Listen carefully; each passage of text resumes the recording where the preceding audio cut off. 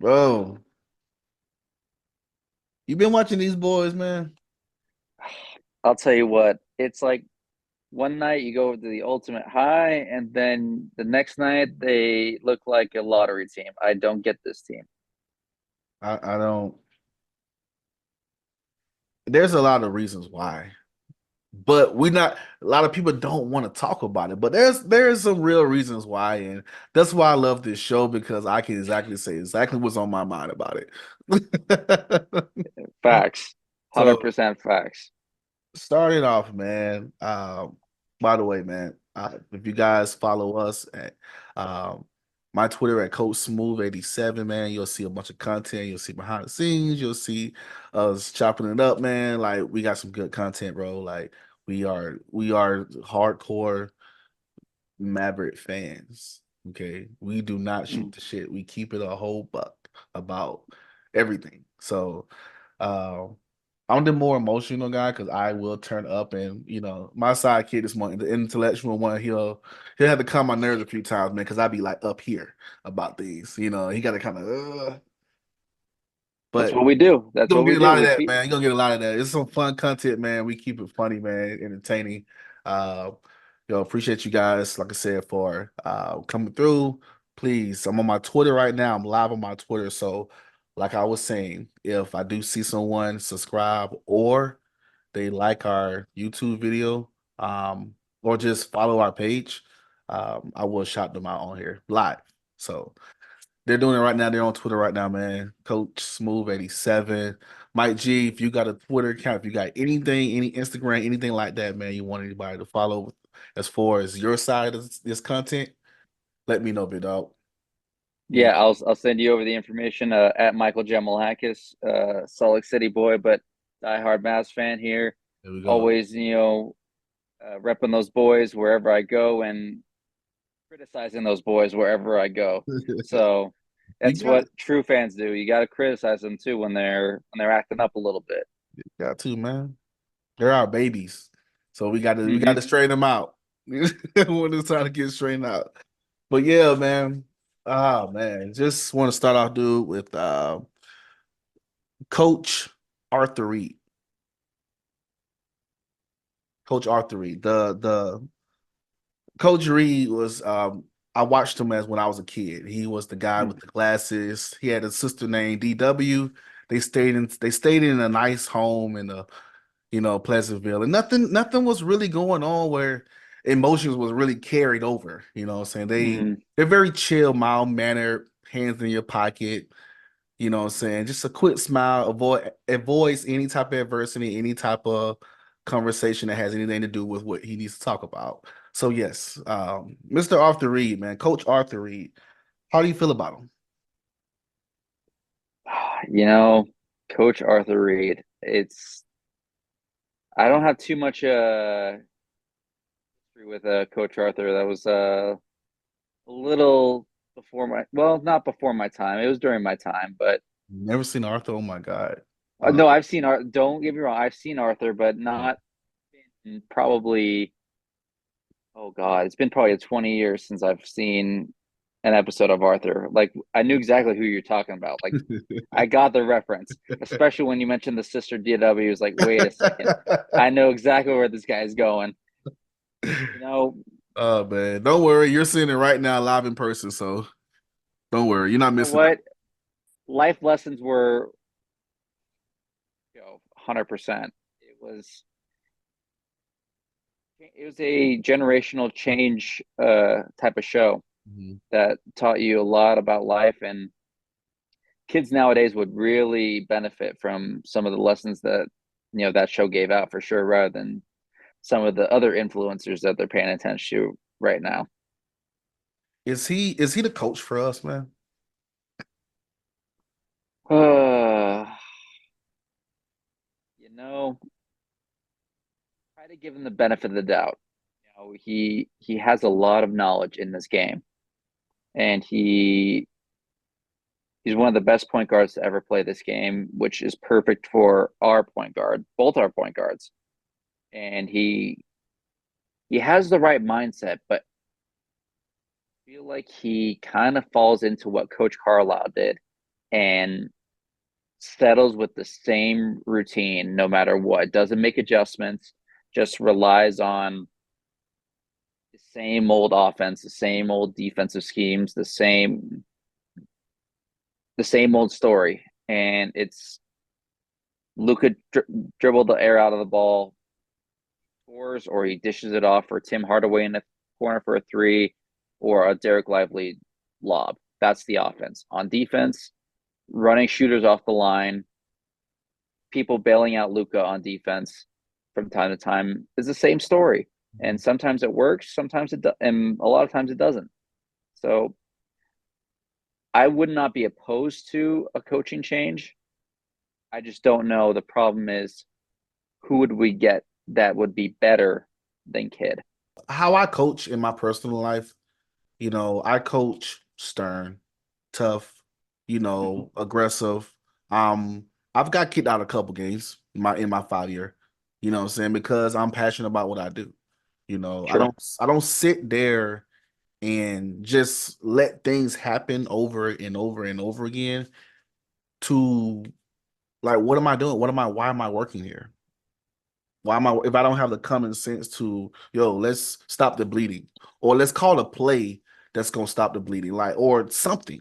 It just looks like he just watches the game, like he says on his post conferences. It's Oh. and again, with even with his post game interviews, like you said, it's the same old story. It's, oh, Luka's a legend. He's gonna, like, legends do like these amazing things, and he's gonna make these plays. And you know, Hardaway had a good game, and Green had a good game. Like, he just says like basic stuff that anybody could say. Mhm. Reading a script.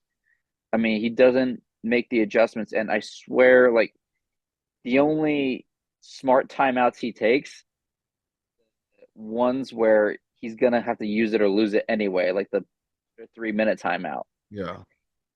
Like, he's so hesitant to stop the bleeding on a run, and he just lets Luka, like, try and, like, bring the troops back. It's either, okay, Luka, you got to take over now, and if we come back, we come back. If we don't, we don't.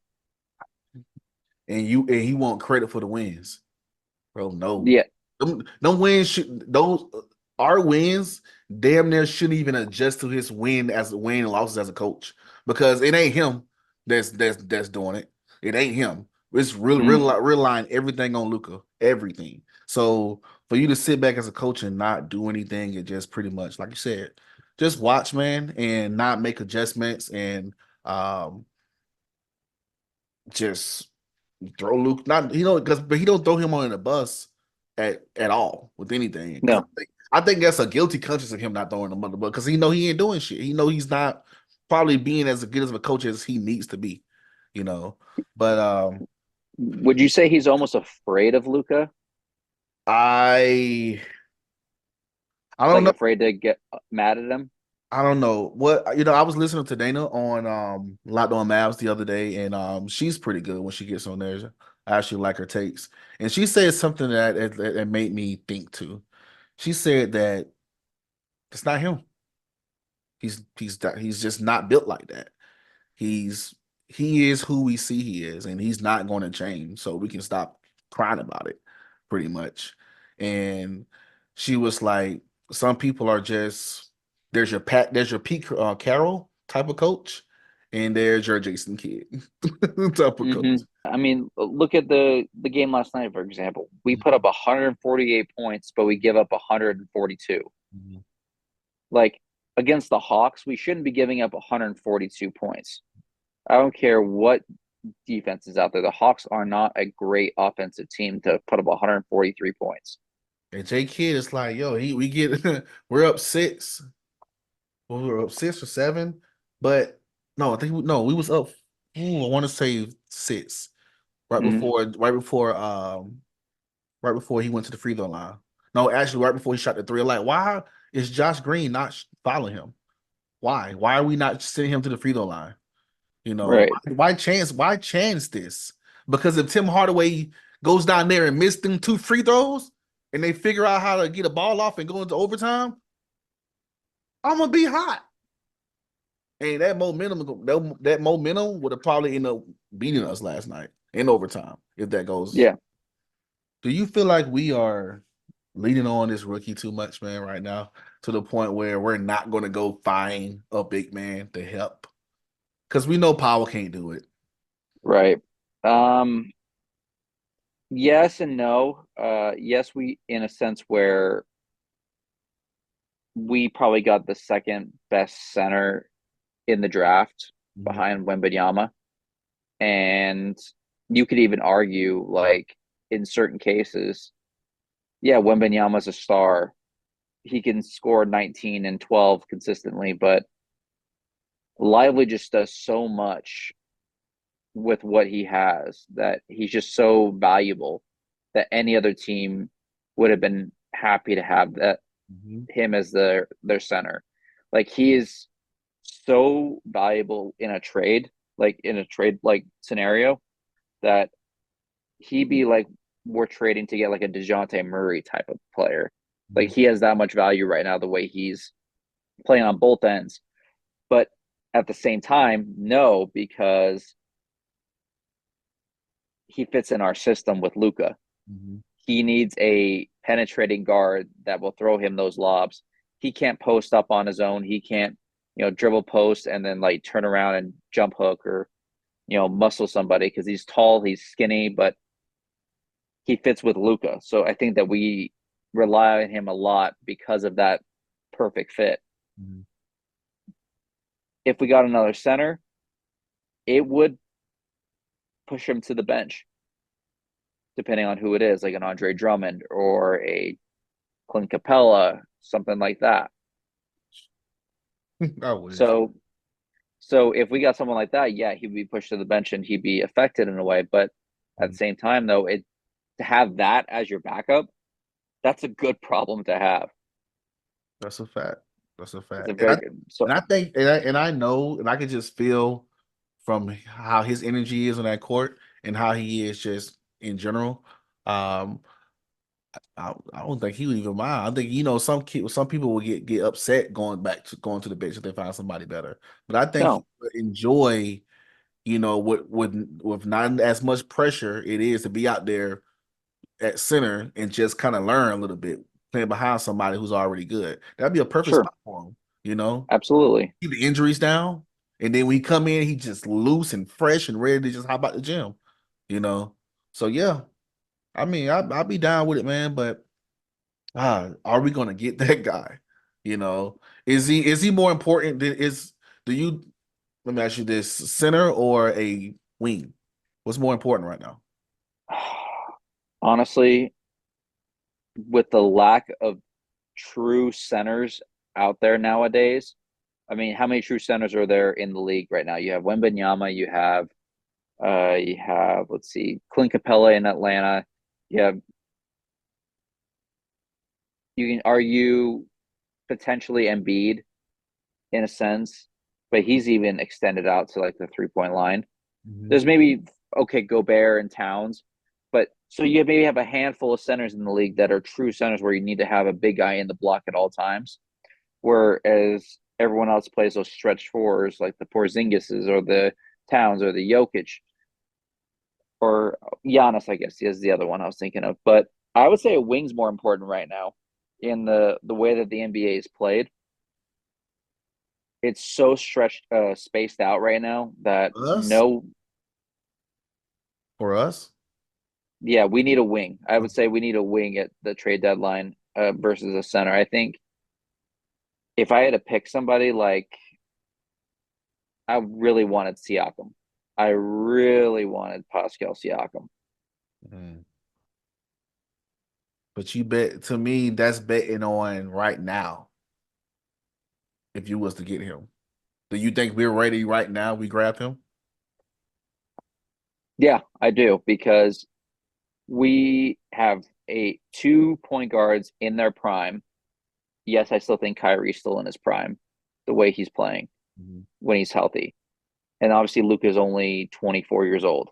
We got another easy 6 years of prime left in him, Mhm. arguably.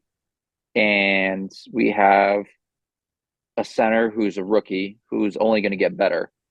And if this is his base, then that's scary. We have we have some good pieces. We just need to put them all together and mesh it together. So if we had a good wing, we'll be fine. And I'm fine giving up inconsistent 3-point shooting. And you know who I'm talking about when it comes to that. Someone who goes 1 for 10 or 8 for 10. And I'm tired of seeing the 1 for 10s every 3 games before another 9 for 10 comes.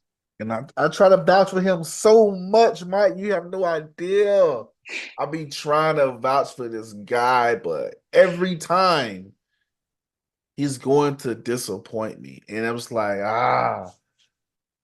stop being so damn streaky and just take good shots, man. Your shot selection is so trash. Yep. The minute he makes one, He's he so starts trash. jacking up. He takes heat checks after one wide open three. And that's exactly why he's on my trade block. Oh my God, man. I literally stand up and clap when he does pump fake and drives to the hole. I literally stand up and clap. I'm like, yes, see, you can do something. You can put the ball on the floor. It's not a bad thing to do, man. You're an athlete, bro. Like you, you can hoop, you can dribble, you can put the ball on the floor, and he settles so much, bro.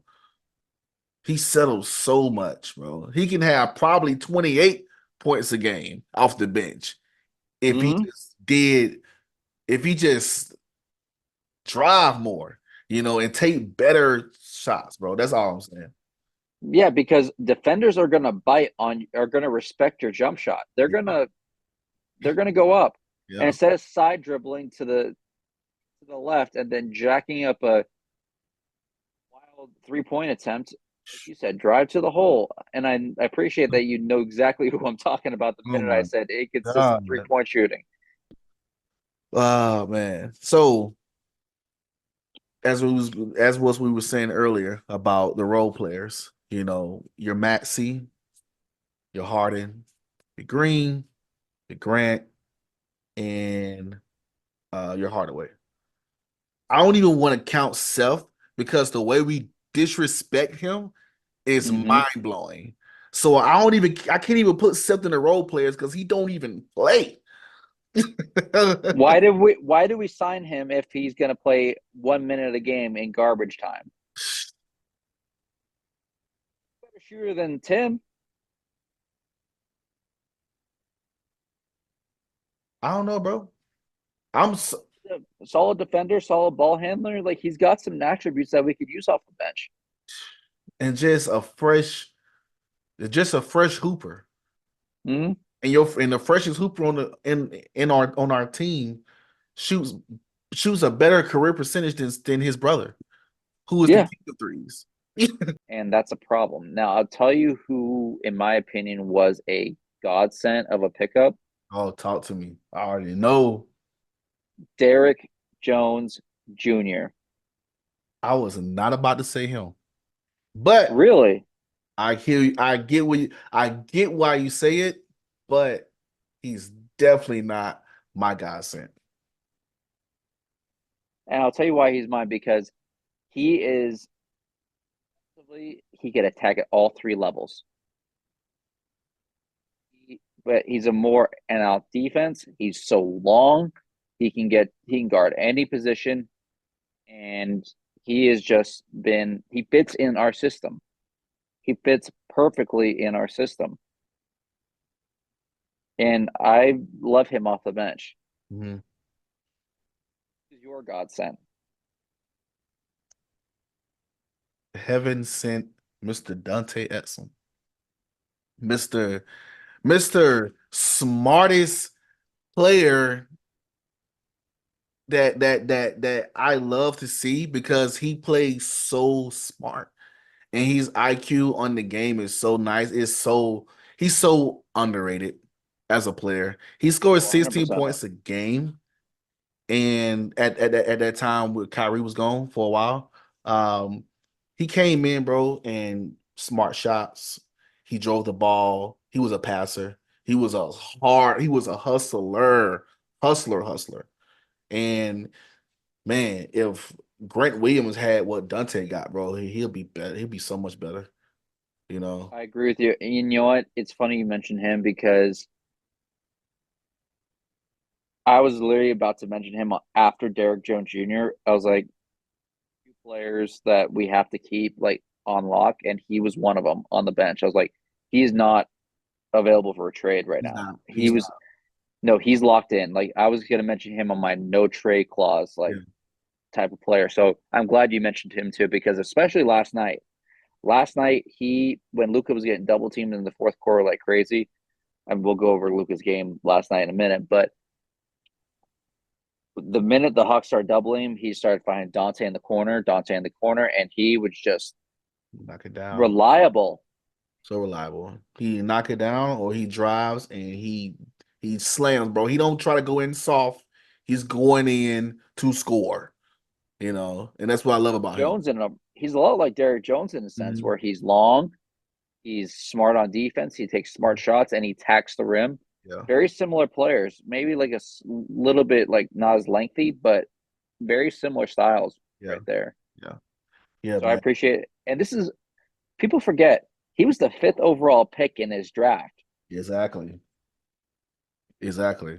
And them injuries just dethrone him, but this guy is he's a really great basketball player and he's not going to get that type of energy because I mean, he's not your he don't it's not the look, you know. He Yeah. he plays within his own system in his head and is very San Antonio Spurs type of player, you know, like back in the day, you know, just good, man. Just gonna piss you off because he's gonna figure out a way to score. Man, 73 points. I was waiting for the segment. I was waiting. I was waiting. 73, bro. 41 Just at halftime. when I saw that, I was like, that's right.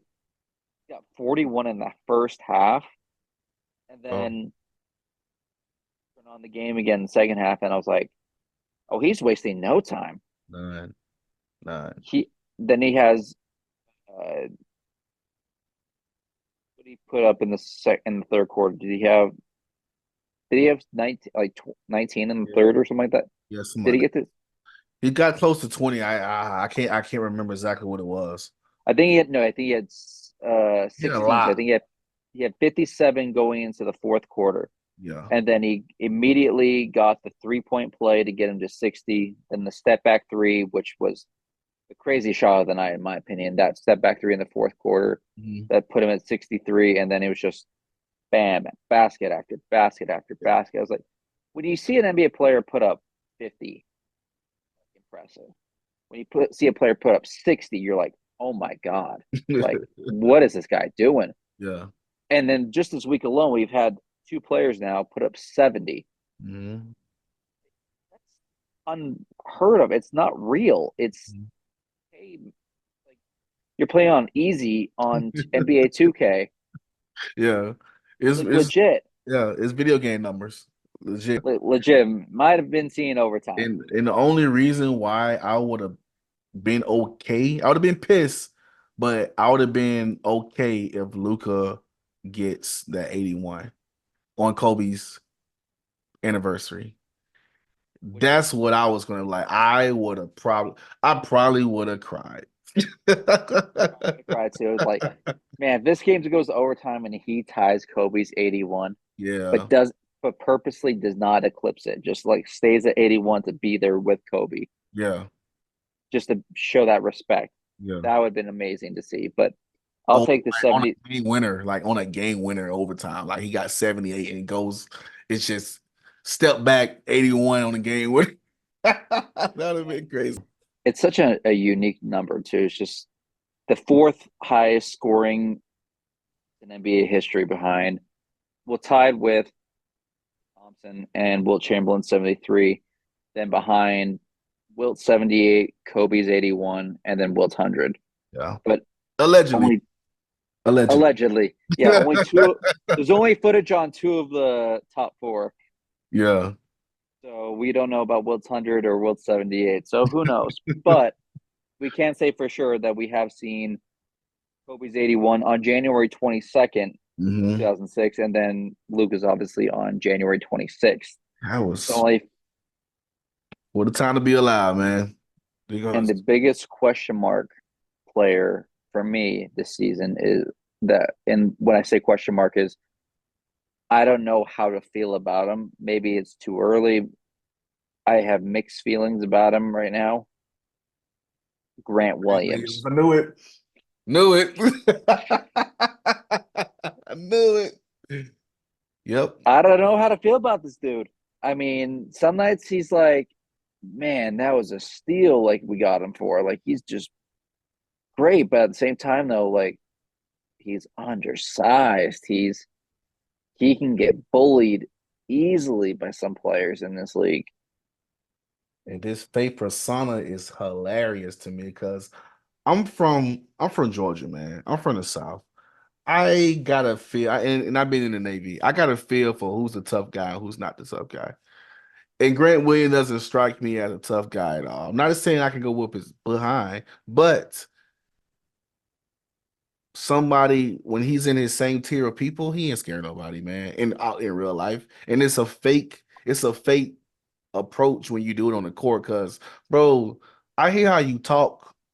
I know I can hear your personality through your toughness, bro. Like you're really not like that. But thanks for trying to be a dog that you know that we need. But now you're kind of overkilling it because now you're in foul trouble. Three fouls in one half. Now you got See, now you got teed up twice and you out of here. You know. this may be a little bit over exaggerating, but he's kind of like a Walmart version of Draymond.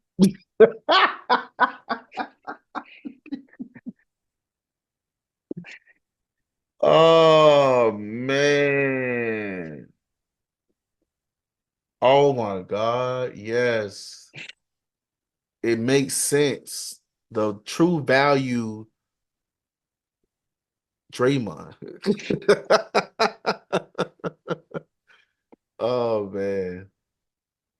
That's yeah, I would definitely agree with that. Like you said, it may be a little over top, but I think it's a hammer on the nail on that one, man. That's probably the best one I've heard.